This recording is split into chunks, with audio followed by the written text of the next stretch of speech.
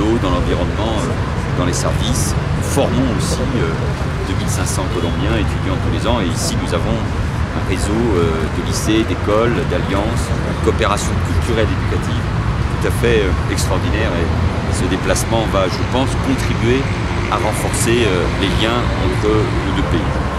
Vous me rappelez à la France, qui ne nous quitte jamais, bien évidemment.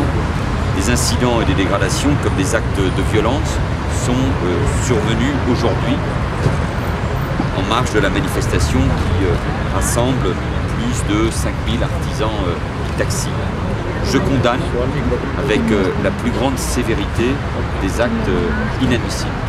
La violence n'a rien à faire dans ce type de manifestation. Il donne par ailleurs, ces incidents, une image déplorable aux visiteurs de notre pays. Leurs auteurs, qui se trouvent dans les deux camps, puisqu'il y a deux camps, doivent être poursuivis et seront poursuivis par la justice. Vous savez, la loi pose des règles claires en matière de transport aux personnes. Et personne ne peut s'en affranchir. Elle organise, protège les usagers, elle réserve le monopole de ce qu'on appelle les maraudes sur la voie publique au taxi et elle encadre le développement des professions de véhicules de tourisme avec chauffeur. Le gouvernement le répète et le rappelle. Si la société Uber est libre d'investir dans notre pays, elle doit le faire dans le respect strict de nos lois, c'est-à-dire en respectant les règles de sécurité des usagers et en s'abstenant de pratiquer tout dumping social et fiscal. Or, l'application UberPop est clairement illégale car elle ne respecte pas ces règles, elle ne respecte pas la loi. Le ministre de l'Intérieur, Bernard Cazeneuve, a déposé plainte pour travail dissimulé et fraude fiscale. De très nombreux contrôles sont organisés par les services de l'État et, j'avertis chacun, ils vont être multipliés. Plus de 480 procédures administratives ou judiciaires sont en cours. UberPop doit cesser et le gouvernement utilisera toutes les voies de droit pour y parvenir. Enfin, je veux rappeler que personne ne peut se faire justice lui-même et encore moins dans la violence. C'est à la seule autorité judiciaire qu'il appartient de se prononcer sur le devenir du service informatique qui est le support de l'application UberPop. D'ici là, j'en appelle à la responsabilité locale. Manifester est un droit à condition que cela se fasse dans le respect des personnes. Le gouvernement reste ouvert au dialogue avec les professions de taxi, avec la profession de taxi. Bernard Cazeneuve, à son retour de Marseille, recevra cette profession à son retour.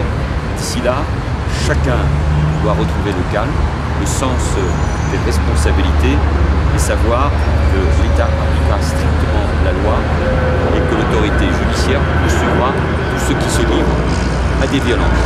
Elles sont inacceptables, le calme doit revenir et la loi et le droit s'imposer. Vous n'avez pas peur de montrer à l'opinion publique française que vous cédez face à un corporatisme, à un conservatisme que vous dites assez souvent? Je connais bien ces questions puisque je les ai traitées comme ministre de l'Intérieur. Il y a des règles qui organisent les professions, elles doivent être tout simplement respectées. Quand on ne respecte pas ces règles, on est hors la loi et donc c'est la loi qui sanctionne. Monsieur Valls, une réaction par rapport au scandale d'espionnage des États-Unis. Au scandale d'espionnage des États-Unis envers les trois présidents français. Oui. J'ai déjà eu l'occasion de m'exprimer hier à l'Assemblée nationale, après un conseil de défense présidé par le chef de l'État, qui lui-même a eu l'occasion de s'entretenir en fin de journée hier avec le président Obama, qui lui a dit très clairement que ce type d'activité n'existait pas. Entre deux pays amis, entre deux pays alliés, il est insupportable que l'on puisse espionner ces responsables publics et politiques. Je ne parle pas uniquement des présidents, le président Jacques Chirac, Nicolas Sarkozy ou François Hollande, ceci est déjà inacceptable, mais d'une manière générale, les responsables publics, qu'ils soient dans la majorité ou dans l'opposition, ou les collaborateurs du président de la République, du Premier ministre ou des ministres.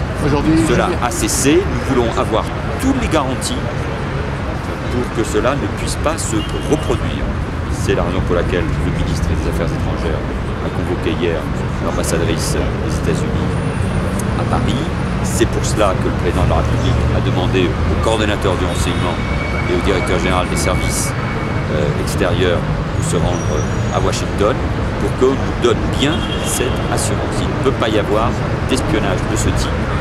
Il faut que les États-Unis d'Amérique donnent des gages pour rétablir une confiance par ce type d'agissement est forcément entamé. Nous avons une coopération de très grande qualité avec les États-Unis pour lutter contre le terrorisme, pour lutter contre le crime organisé. Cette coopération, elle doit se poursuivre au nom même de nos intérêts fondamentaux, mais il ne peut pas y avoir ce type de pratique à l'égard des dirigeants. Les États-Unis doivent comprendre le mal qui a été fait avec ce genre de pratique, et notamment dans la relation avec ses alliés et avec la France particulièrement. Est-ce que la France est prête à accorder l'asile politique, comme le demande quelqu'un comme Jean-Pierre Mignard, par exemple, à Julian Assange qui est logé en Équateur? Mais cette question ne se pose pas et en tout cas ne réglerait pas le dossier sur lequel nous sommes. Nous avons une relation avec les États-Unis sur cette question d'espionnage. Nous voulons avoir les plus grandes garanties. Aujourd'hui, Julian Assange a demandé à la France de prendre des actions légales contre les États-Unis. Est-ce que c'est quelque chose que la France pourrait envisager? Ce n'est pas M. Assange qui dicte à la France ce qu'elle doit faire dans ce domaine. Merci. Une dernière question, monsieur. Par rapport au processus de paix. Esta reunión. Despacio. Bueno, yo creo que hay una relación increíble entre Francia y Colombia, varios aspectos, varios marcos a nivel de educación como de cultura. Pero Colombia es uno de los países que está desarrollando más a nivel económico, con inversiones increíbles. Hay muchas empresas francesas, hay muchos franceses que trabajan.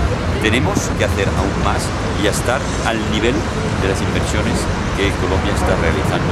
Y era el reto de este foro demostrar que las empresas francesas y colombianas trabajan juntos, que los gobiernos trabajan juntos para hacer que nuestras inversiones sean al nivel de los cambios que estamos viviendo.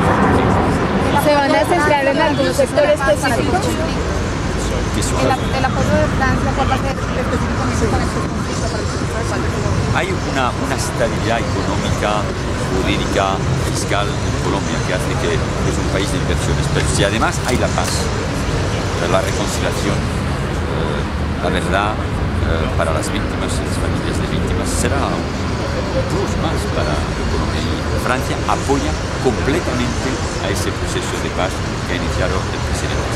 ¿Cómo ve el país para las inversiones de Colombia? Yo veo posibilidades increíbles para Francia, para otros países por supuesto. Un país que decide de hacer de las infraestructuras, de la energía, del agua, de la inversión de forma general, su proceso, su futuro, es un país que va por delante. ¿Cuál va a ser el fuerte de la inversión en Colombia? Me deja un poco hablar con el presidente Santos y hablaremos de eso después. Pero en todos los temas, sobre todo en infraestructuras, energía, sanidad, agua, hablaremos de eso también mañana en Medellín. Hay muchas posibilidades y Francia está ya muy presente, tiene que estar aún más presente. Le projet de gendarmerie est avancé ici avec la Nous allons en parler dans un instant avec le président Santos et nous avons déjà une coopération maintenant de sécurité de drogue tout à fait exceptionnelle.